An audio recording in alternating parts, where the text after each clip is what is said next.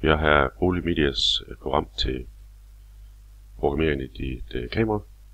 Vi vælger køre her, og vælger det kamera vi har købt.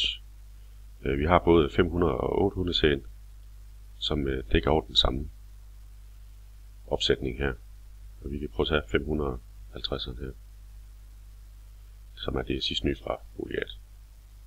Trykker OK, går ind og vælger land. Der vælger vi Danmark. Så har vi vores udbyder af vores teleselskab. Der har vi lidt forskellige, der er DLG, TDC, Telenor og Telia. Vi vælger TDC her. Trykker default. OK.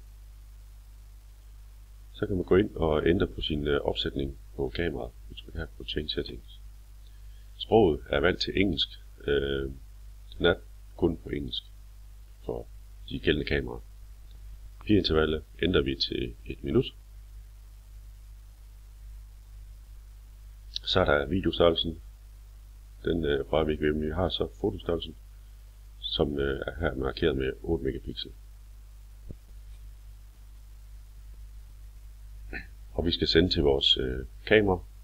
Det gør vi ved at vælge Phone MMS, det vil sige, at du får en MMS-besked hver gang der kommer et billede.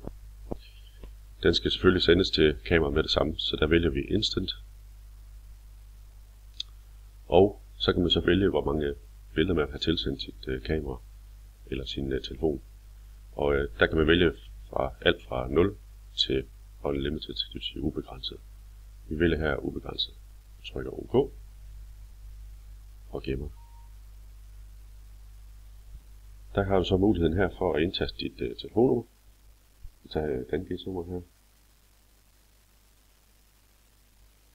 Og så kan du ellers fylde på med op til 4 numre. Gå ned og vælger det kort, vi skal have lagt programmet ind på. Den er vist her som e-brev. Og trykker gem. Og OK. Og nu er du her med klar til at bruge dit kamera.